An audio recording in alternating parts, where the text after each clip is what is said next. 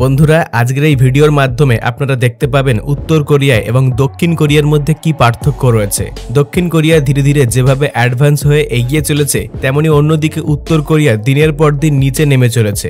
দক্ষিণ কোরিয়াতে নানান ধরনের মিউজিক এবং সিনেমা তৈরি করা হচ্ছে, কিন্তু অন্যদিকে উত্তর কোরিয়ায় শুধুমাত্র কিম জং উনকে নিয়ে সিনেমা তৈরি করা হচ্ছে, আর সেই সিনেমা উত্তর কোরিয়ার মানুষদের জোর করে দেখানো হচ্ছে। অর্থাৎ তারা যদি দেখতে নাও চায়, তাদেরকে দেখতেই হবে। শুধু এখানেই থেমে নেই দক্ষিণ কোরিয়ার মানুষদের, যেখানে কোনো ভিসা ছাড়াই 170টি দেশে যাওয়ার অনুমতি দেওয়া হয়েছে। অন্যদিকে উত্তর কোরিয়ার মানুষদের যাওয়া তো দূরের কথা, সেই দেশের সীমানার কাছাকাছি চলে এলে তাদেরকে কঠোর শাস্তি দেওয়া হয়। অর্থাৎ কোনো ব্যক্তি যদি সেই দেশের বর্ডারের সীমানার কাছে চলে আসে, তাকে ধরে জেলে ঢুকিয়ে দেওয়া হয়। আর সেই কারণে উত্তর কোরিয়ার এয়ারপোর্ট একটা ভুতুড়ে স্থানে পরিণত হয়েছে। শুধু এখানেই থেমে নাই, আরো অনেক দিক থেকে অনেক পার্থক্য রয়েছে উত্তর কোরিয়া এবং দক্ষিণ কোরিয়ার মধ্যে। তবে আপনাদের জানার উদ্দেশ্যে বলে রাখি, উত্তর কোরিয়া হলো বাদশা কিম জং উনের দেশ। তাই আজকের ভিডিওটি কোনো রকম ভাবে স্কিপ না করে একদম শেষ পর্যন্ত দেখুন। তো চলুন শুরু করা যাক। এডুকেশন, শিক্ষার দিক থেকে বিবেচনা করে দেখতে গেলে উত্তর কোরিয়ার মানুষেরা এখনো পর্যন্ত মূর্খই রয়ে গিয়েছে। কারণ সমগ্র বিশ্বের মানুষের সাথে সাথে দক্ষিণ কোরিয়ার মানুষরা এডুকেশনের দিক থেকে অনেক এগিয়ে গিয়েছে। কিন্তু অন্যদিকে কিম জং উনের দেশ অর্থাৎ উত্তর কোরিয়ার মানুষদের শিক্ষার বদলে তাদের মা বাবার সাথে সাথে তাদের বাচ্চাদেরকেও এটা মানতে বাধ্য করা হয় যে কিম জং উন সেখানকার উপরওয়ালা, তাদের রাজা। এবারে এখানে কথা হচ্ছে শিক্ষা নিয়ে। এই কারণে উত্তর কোরিয়ার ছেলে মেয়েদের অন্তত পক্ষে 17 বছর পর্যন্ত পড়াশোনার অনুমতি দেওয়া হয়েছে। এই শিক্ষায় তাদের অন্যান্য বিষয়ে যতটা বোঝানো হয় তার থেকে বেশি বোঝানো হয় এবং তাদের মাথায় ঢুকিয়ে দেওয়া হয় বড় হওয়ার পরে কিম জং উনের পরিবারকে তাদের সেবা করতে হবে, না হলে তোমাদের ভবিষ্যৎ একেবারে অন্ধকার। এছাড়াও কিম জং এবং তার বাবাকে নিয়ে সেখানকার মানুষের মনে এতটাই ভয় সৃষ্টি হয়েছে যে প্রত্যেকটা স্কুলের ক্লাসে ক্লাসে তাদের দুই বাপ বেটার ছবি লাগানো হয়েছে। আর সেই ছবিগুলি দেখে উঠতে বসতে বারংবার সম্মান জানানোটা বাধ্যতামূলক। এতক্ষণ পর্যন্ত আপনারা তো স্কুলের কথা শুনলেন, এখন তো বাকি রয়েছে কলেজ এবং ইউনিভার্সিটির কথা। এখানকার কলেজ এবং ইউনিভার্সিটিতে পড়ার অনুমতি কেবলমাত্র উত্তর কোরিয়ার ধনী বা বড়লোক ছেলে মেয়েদের রয়েছে। তেমনি অন্যদিকে দক্ষিণ কোরিয়ার শিক্ষা ব্যবস্থা খুবই উন্নত।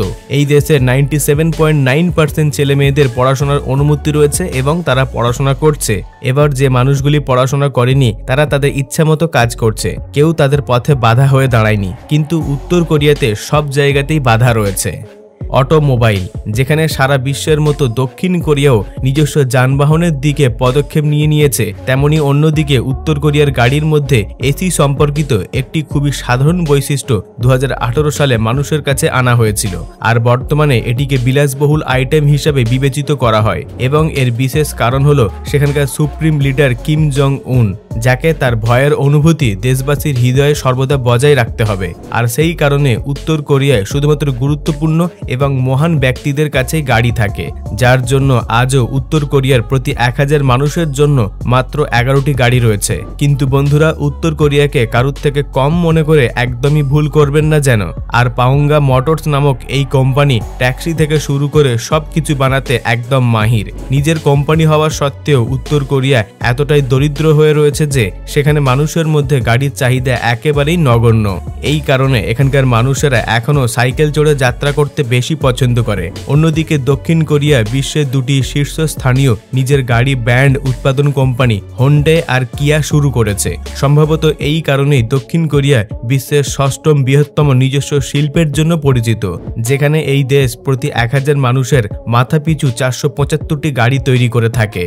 সংস্কৃতি বা কালচার, বন্ধুরা আপনারা এটা জেনে অবাক হবেন, যেখানে বর্তমানে অর্থাৎ 2021 শতাব্দীতে সারা বিশ্বের মতো দক্ষিণ কোরিয়াতেও সমস্ত মানুষজন নিজের পছন্দ মতো কাপড় পরে, সেখানে এখনো উত্তর কোরিয়ার মানুষ সরকার অনুমোদিত করা কাপড়গুলোই পরতে পারে, এর বাইরে তারা কিচ্ছু করতে পারবে না।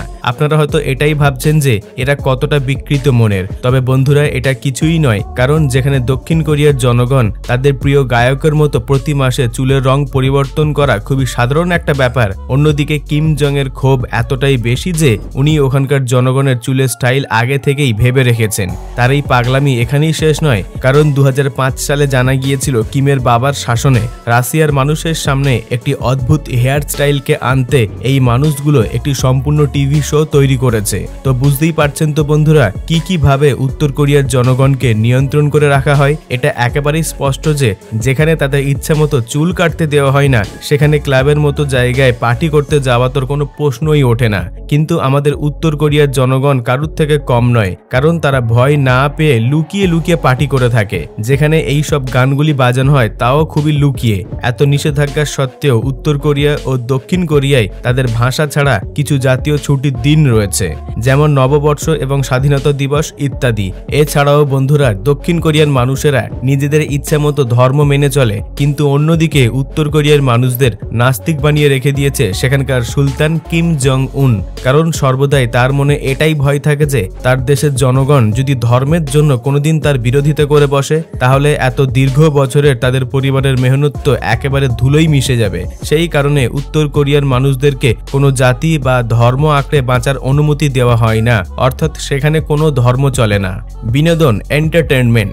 বন্ধুরা, আপনারা কি জানেন উত্তর কোরিয়ার দেশবাসীদের সাধারণ ইন্টারনেটের অ্যাক্সেস বা রেডিও গান শোনারও অনুমতি দেওয়া হয় না। মানে বছরের পর বছর ধরে সারা বিশ্বে বিনামূল্যে যেটা ব্যবহার করা হচ্ছে, সেখানে উত্তর কোরিয়ার অনেককেই ইন্টারনেটের অস্তিত্ব সম্পর্কে কোনো জ্ঞান নেই। আজ যেরকমটা ওখানকার রেডিও সম্পর্কে আমি আপনাদেরকে বললাম, আপনারা হয়তো বিশ্বাস করবেন না যে ওখানকার সমস্ত রেডিও চ্যানেলের উপর সরকার অনুমোদিত বার্তা 24 ঘন্টা পাঠানো হয়, নয়তোবা কিম জং উনের প্রশংসার গান বাজনা গাইতে থাকে। তার মানে উত্তর কোরিয়ার জনসাধারণ তাদের প্রিয় গান শুনতে পায় না, সেই অধিকার তাদের কাছে নেই। আর সব থেকে বড় কথা, দক্ষিণ কোরিয়ার গান তো একদমই নয়। কারণ যদিও এটা শুধু দুই দেশের মধ্যে একটি সীমান্তর পার্থক্য আছে, কিন্তু তবুও এদের বিনোদন শিল্পের ভিন্নতা রয়েছে। যেখানে উত্তর কোরিয়া অর্থাৎ কিম জং উনের দেশের সব গান সরকার অনুমোদিত দ্বারা লেখা হয়, অন্যদিকে দক্ষিণ কোরিয়ার ইন্ডাস্ট্রির মূল্য 41,479 কোটি টাকা। কিন্তু যদি কাউকে বেশিক্ষণ বা বেশি দিন আটকে রাখা হয়, তাহলে তারা সব থেকে বেশি বিরোধিতা করে। তবেই তো উত্তর কোরিয়ার মানুষেরা দক্ষিণ কোরিয়ার গান এবং টিভি শো তাদের দেশে নিয়ে যায় লুকিয়ে লুকিয়ে। তাই কিম জং কঠোর পরিশ্রম করে যাচ্ছেন যাতে তিনি তার দেশে চলমান অবৈধ কর্মের বিরোধিতা করতে পারেন। কারণ তিনি ভয় পান যে সাধারণ মানুষ যদি এই সব দেখতে ও শুনতে থাকে, তাহলে তো তারা একদিন কিম জং উনের পরিবারের বিরুদ্ধে আওয়াজ ওঠানো শিখে নেবে। Travel and airport.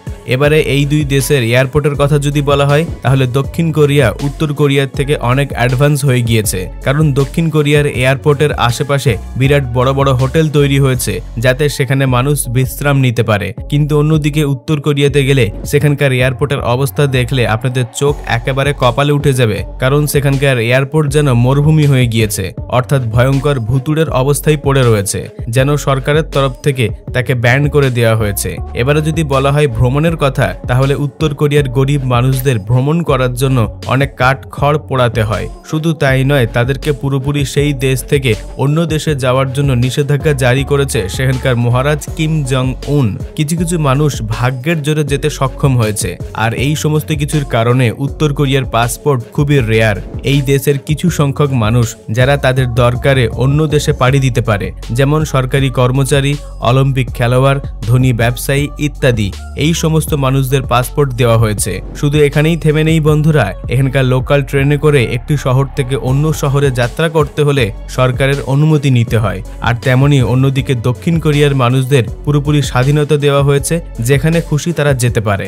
এছাড়াও দক্ষিণ কোরিয়ার পাসপোর্ট সমগ্র বিশ্বে 3 নম্বর স্থানে রয়েছে, যেটি খুবই পাওয়ারফুল। কোনো ভিসা ছাড়াই পাসপোর্টের সাহায্যে দক্ষিণ কোরিয়ার মানুষ সমগ্র বিশ্বের 170টি দেশে যাওয়া আসার অনুমতি রয়েছে। এবার যদি এয়ারপোর্টের কথা বলা হয়, তাহলে উত্তর কোরিয়াতে মাত্র একটি ইন্টারন্যাশনাল এয়ারপোর্ট রয়েছে, আর দক্ষিণ কোরিয়াতে একটি বা দুইটি নয়, একসঙ্গে 8টি ইন্টারন্যাশনাল এয়ারপোর্ট রয়েছে। আর হবে নাই বা কেন? উত্তর কোরিয়াতে সারা বছরে মাত্র 6000 মানুষের যাতায়াত রয়েছে, অন্যদিকে দক্ষিণ কোরিয়াতে সারা বছরে প্রায় 4 কোটি মানুষের যাতায়াত রয়েছে। একবার পার্থক্যটা বুঝতে পারছেন? আর সাধারণ মানুষ এই দক্ষিণ কোরিয়াতে আসবে নাই বা কেন? কারণ ওখানের এয়ারপোর্টের ভিতরে সুন্দর garden, private bedroom, ice skating ring, spa ইত্যাদি, এছাড়াও আরো অনেক কিছু রয়েছে এই এয়ারপোর্টের মধ্যে। আর এই সমস্ত কিছুর পার্থক্য দেখে এটাই বোঝা যাচ্ছে যে দক্ষিণ কোরিয়া উত্তর কোরিয়ার থেকে অনেক এগিয়ে রয়েছে। সেই কারণে দুই দেশের জিডিপির মধ্যে অনেক পার্থক্য দেখা যায়। দক্ষিণ কোরিয়ার জিডিপি এতটা দ্রুত গতিতে বেড়ে চলেছে যে সমগ্র বিশ্বের 10 নম্বর স্থান অধিকার করে নিতে চলেছে প্রায়। কিন্তু অন্যদিকে উত্তর কোরিয়ার জিডিপি ওঠা তো দূরের কথা, দিনের পর দিন নিচে নেমে যাচ্ছে।